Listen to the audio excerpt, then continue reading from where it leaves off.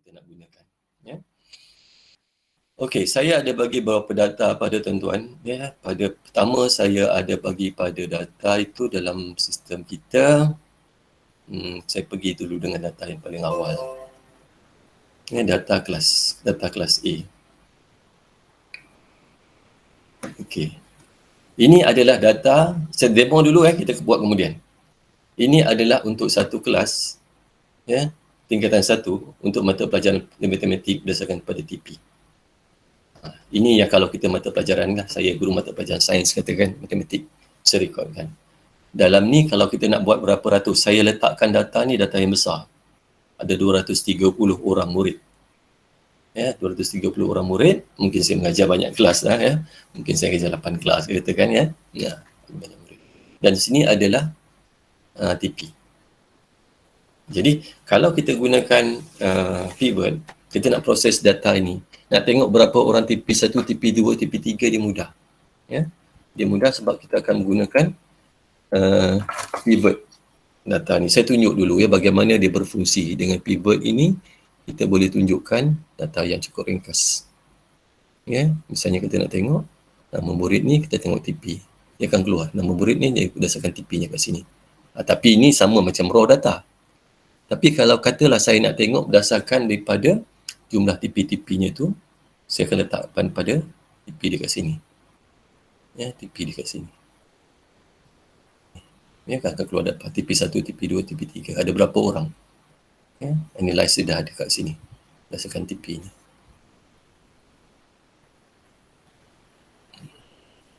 Jadi kita beritahu yang ni, kan? Maklumat dia beritahu. Dan daripada sini juga, kita boleh buat apa? Kita boleh buat graf kat sini. Dia akan keluarkan graf. Ini graf untuk kita dan boleh bagi nilai.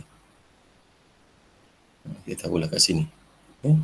Okey, ini contohlah bagaimana kita nak gunakan yang paling asas sekali. Ini adalah berdasarkan kepada raw data yang ini tadi. Dan yang kedua, saya nanti nak tunjukkan bagaimana kita nak gunakan slicer. Ini slicer ni baru saya nak mula perkenalkan. Saya nak gunakan sekarang ni, saya nak ambilkan nama. Saya masukkan nama tingkatan. Saya masuk nama tingkatan. Saya nak masukkan mata pelajaran.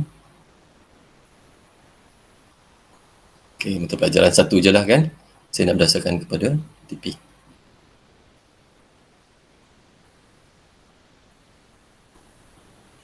Tayang ni ya, kita boleh buat sentir kat sini, kita boleh pindahkan, tak apa, yang detail masa kita buat satu-satu nanti ya. Saya tunjuk satu contoh nanti ya, bagaimana contoh ni ya. Data yang tadi kita dah proses, inilah dia. Kita bila boleh slicer, saya misalnya nak pilih tingkatan 1 je, dia keluarkan tingkatan 1. TP1 nya tak ada. Saya nak ambil tingkatan 1 tapi yang berada TP6, dia akan keluar nama TP6. Saya nak ambil tingkatan 2 yang berada di TP 1 dan juga 1 tak ada, ataupun TP2 dia akan ada. Ya. Jadi butang ini berfungsi dalam keadaan menapis data. Nampak ya? Saya bagi satu contoh. Kalau kita nak keluarkan pelajar tingkatan 1 yang berada dalam TP6, kita klik je tingkatan 1 dan klik je tingkatan. Yang klik je TP6, dia akan keluar nama ini. Kita nak ambil tingkatan 3 pula, akan keluarkan nama ini. Akan keluar tingkatan 2, keluarkan nama ini. Ataupun kalau kita nak ambil semua, kita boleh pilih semua, akan keluar nama. Ini kita gunakan slicer ya, bagaimana kita nak proses data ni. Jadi kita boleh tapis. Jadi anda yang sama kalau kita nak buat co-curriculum boleh. Cikgu Nuriman misalnya nak tengok tentang katakan uniform je, jadi kita akan buat slicer berdasarkan uniform je ya, katakan uniform sukan permainan aja. Klik je sukan permainan, akan keluar data sukan permainan. Caranya sama, cuma sekarang ni kita mungkin data je yang berbeza. Ya, itu antara yang boleh kita gunakan nanti. Ya. Okey, tuan-tuan, kita mulakan dengan yang pertama dulu, kita sebagai guru kelas. Saya minta semua orang, semua cikgu buka sekarang ni fail yang pertama, nombor 1, data kelas A. Yes, buka data tu dulu. Dan cikgu nanti ada satu je kan, bawah ni ada matematik saja kan. Saya bagi 1 minit ya untuk cikgu buka file ni. Yang tak ada file tu tolong beritahu.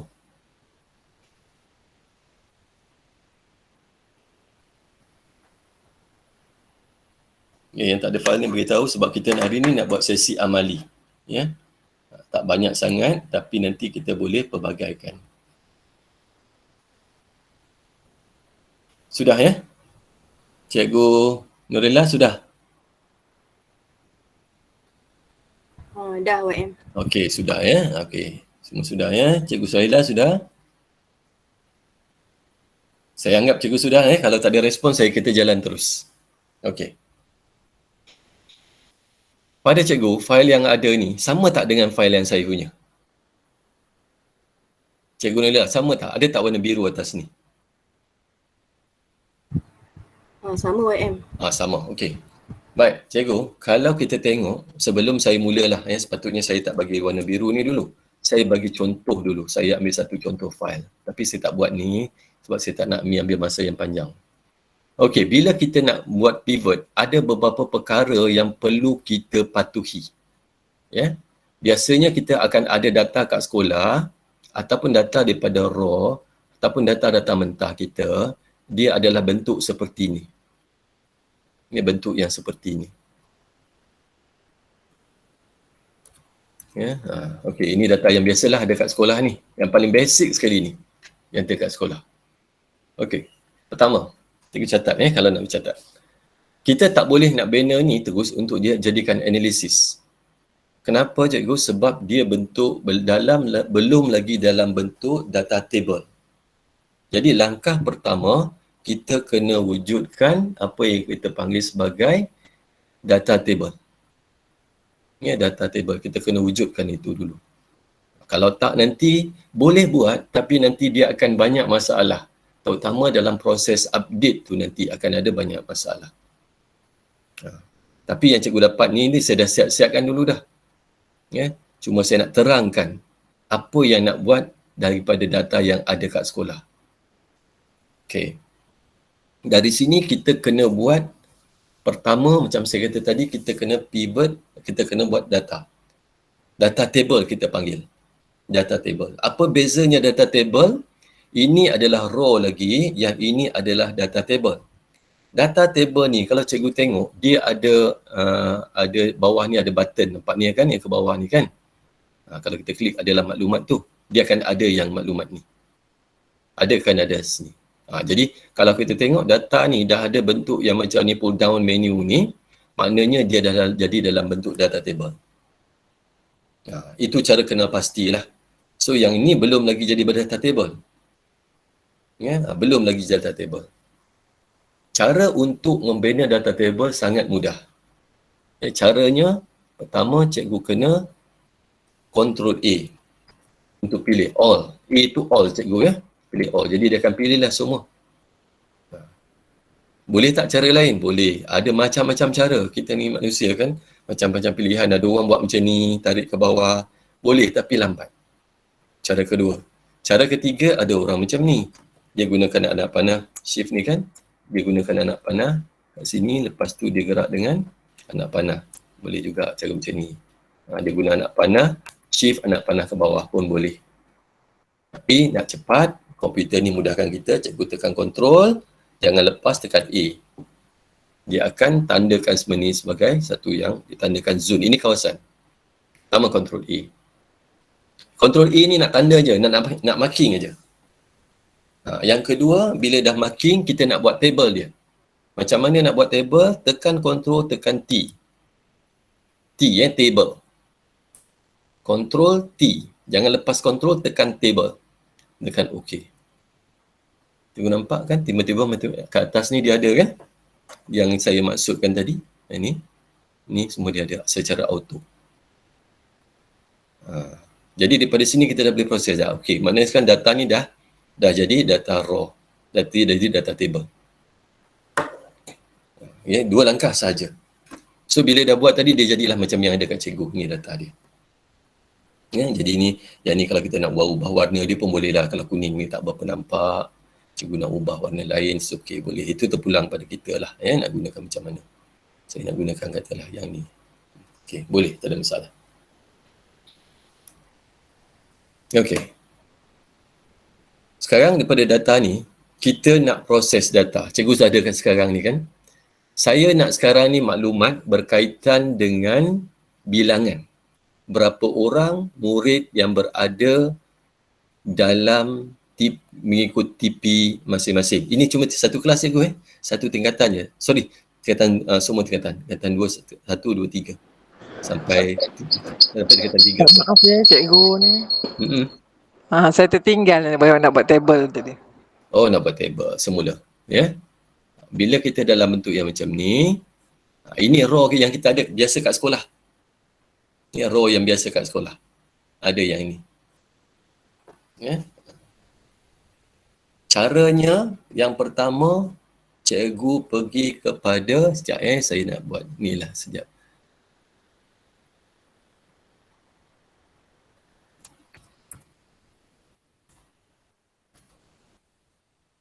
Okey, cikgu tekan yang pertama dulu, cikgu tekan Ctrl A. Yang pertama sekali. Ctrl A dulu. Macam ni, Ctrl A. Jadi macam tu. Boleh cikgu Yang kedua, bila dah Ctrl A ni, kita pergi langkah yang kedua pula. Bila dah Ctrl A yang kedua, kita tekan Ctrl sekali lagi. Ctrl. Tekan plus ni bukan tanda plus cikgu Itu maknanya kita buat serentak. Ctrl T. Ni Ctrl A, Ctrl T. Dia akan ada pull down menu yang kat sini. Pop up menu lah. Cikgu abaikan je. Cikgu pilih OK je. Dia dah jadi. Jadi 2 langkah je. Ni 2 langkah yang kita nak guna. Okey cikgu? Terima kasih cikgu respon. Yang penting kita dapat cikgu Okey. Ni kalau nak tukar warna tadi boleh tukar. Boleh cikgu? Cikgu siapa tadi Nanti lepas ni kita cuba buat. Okey. 2 langkah saja. Alright. Bila dah time tu jadi inilah. Sekarang ni saya diminta untuk mengira atau mendapatkan jumlah mengikut tingkatan, mengikut TP. Ini data ni bercampur-campur ni. Bercampur-campur, ada 5, 4 sampai lah ni. Sekarang ni kita nak buat rumusan. Rumusan apa yang kita perlukan adalah rumusan berdasarkan kepada, satu, berdasarkan kepada tingkatan, yang kedua berdasarkan kepada TP. Assignment kita. Saya ambil sini. Apa yang kita nak buat. Situ tugasan kita. Saya nak buat berdasarkan satu. Nak cari rumusan. Satu berdasarkan TP. Berdasarkan tingkatan. Yang kedua berdasarkan pencapaian dia atau tahap penguasaan dia.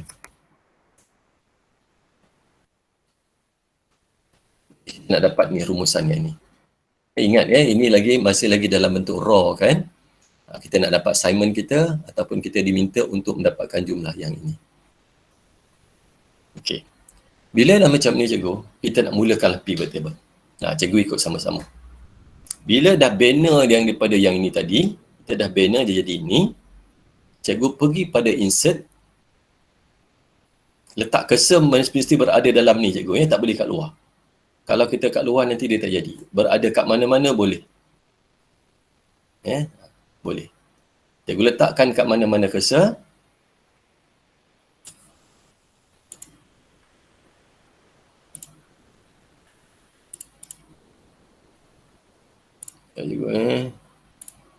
Cikgu mana-mana cursor. Dah. Cikgu pergi pada pivot table yang ada kat ujung ni. Cikgu nampak ni. Ni. Yang ada pivot table button ni kan. Cikgu klik kat situ. Cikgu pergi insert yang pertama, lepas tu pivot table. Ini langkah dia. Saya buat nota kat sini lah cikgu senang nanti. Satu langkah dia, satu.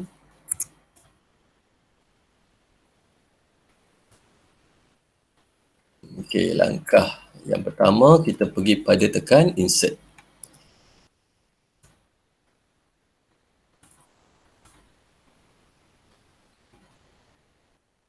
Yang kedua dah tekan insert tu, kita pergi pada pivot table, icon pivot table.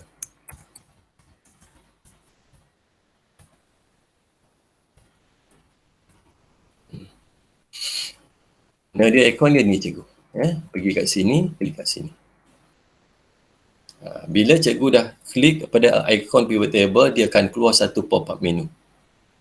Pop-up menu ni saya selalu minta cikgu abaikan je lah. Sebab dia pertama sikit je lah, maklumat tu makluman cikgu je lah. Apa yang maksudkan ni? Pertama dia kata nak confirm dengan kita, area data kita ni ada kat mana. Area data ni cikgu nampak kan, yang ni ada dalam skrin ni ada warna hijau ni kan, yang ada blinking ni kan. Yang kita tengok ni sampai ni. Ini area data yang akan kita guna. Pastikan dia tidak terkurang atau terlebih. Normally komputer ni dia akan auto detect kawasan mana data tu dah cikgu. Normally lah 99% lah dia akan dapat detect tu. Okey, biasanya kita abaikan je lah yang ni.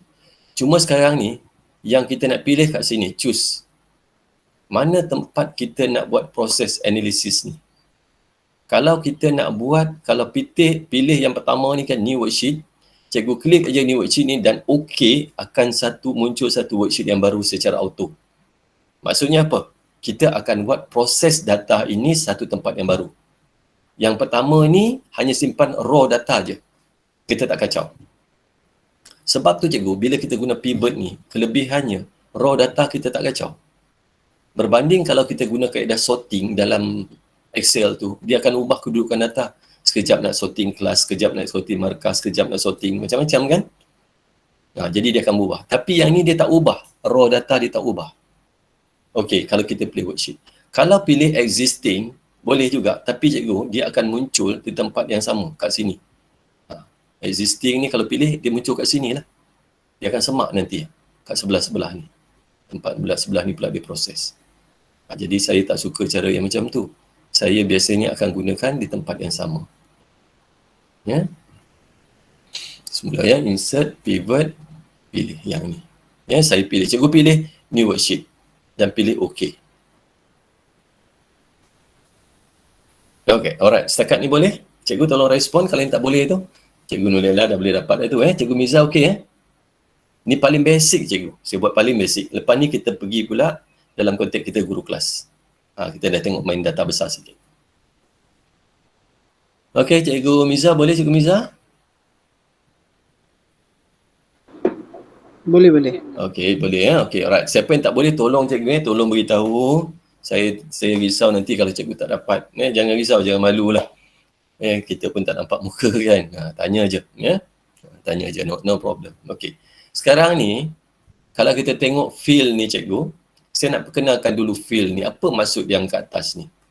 Yang ini bilangan, nama, tingkatan, mata pelajaran TP ini adalah yang ini tu tadi. Cikgu nampak yang atas ni. Tajuk-tajuk ni. Yang ni. Saya tandakan warna merah lah. Bilangan, nama, tingkatan, mata pelajaran dan TP. Ini adalah dia punya tajuk atas. Tajuk atas ni cikgu, kita tak boleh nama yang sama. Isi tak apa. Kandungan ni tak apa. TP tingkatan 1 ni sama kan, tak apa. Tapi yang atas ni tak boleh. Mesti nama yang berbeza. Bilangan, nama, tingkatan, mata pelajaran, TP. Itu syarat dia lah. Okey. Mesti yang berbeza. Okey, balik pada sini tadi. Ini. Yang ini adalah kita panggil area dia tu. Area dia. Area dia macam mana ataupun menggantikan formula. Kita hanya tarik aja bawa kepada tempat-tempat area. Saya terangkan sikit cikgu. Saya mula dengan rows dulu. Yang paling mudah rows sekali. Rows ini dia menunjukkan data secara barisan. Misalnya saya ambil apa cikgu?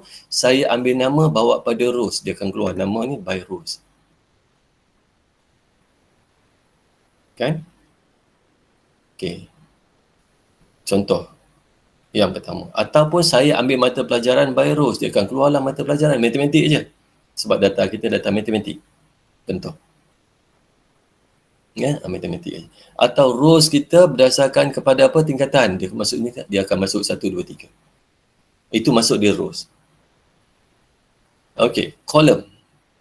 Kolom ini datang yang sama juga cikgu, tapi dia masukkan dalam bentuk kolom. Contoh, ambil tingkatan bawa pada kolom. Dia akan datang sini, tingkatan 1, 2, 3.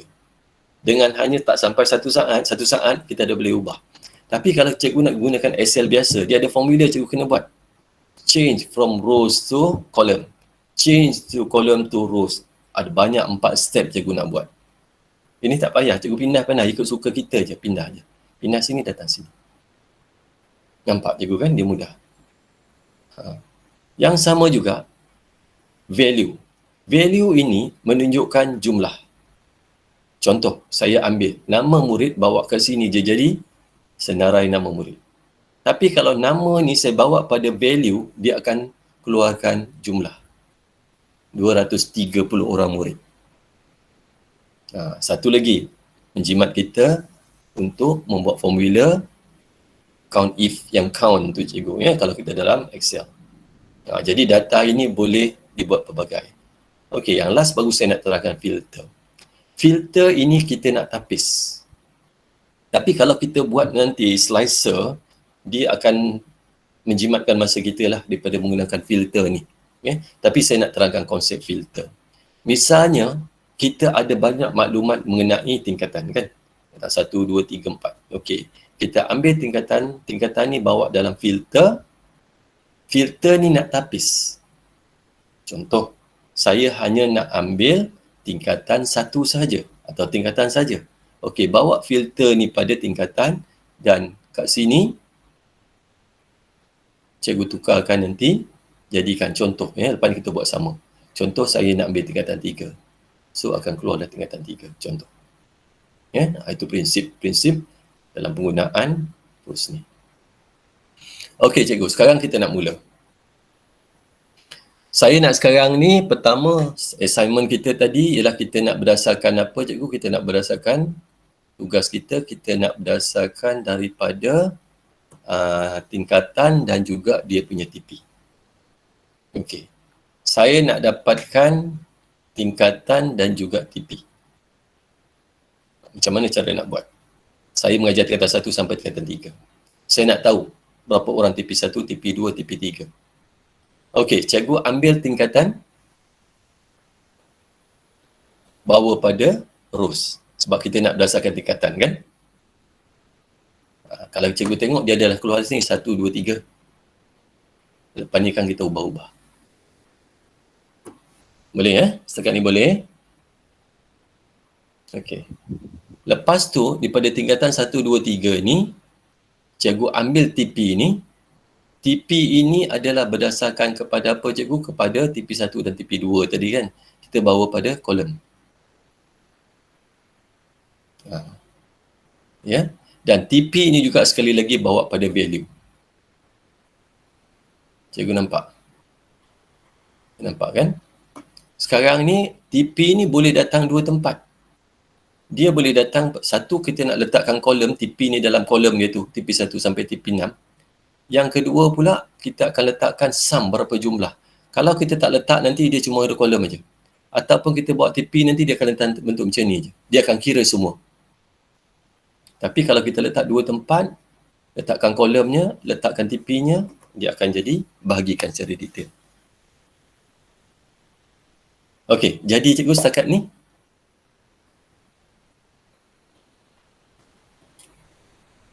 Boleh Kalau tak cikgu nak apa pun boleh boleh dalam tu Okey, boleh, alright, clear. Kalau nak message pun boleh cikgu, kalau tak nak cakap lah kan malu nak cakap, cikgu boleh hantar calling message tu lah, saya respon juga daripada situ nanti kalau ada apa-apa. Okey, dah ada maklumat ni dalam bentuk yang kita tengok. Okey, cikgu tengok kan, dia sekarang ni dia dah kira, siap-siap kira cikgu. TP1 sampai TP6,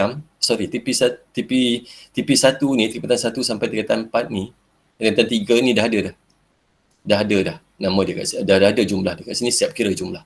Dipanggil grand total dengan ni. Kita tak payah kira pun. Tak kira sum, tak payah formula sum, tak payah masuk.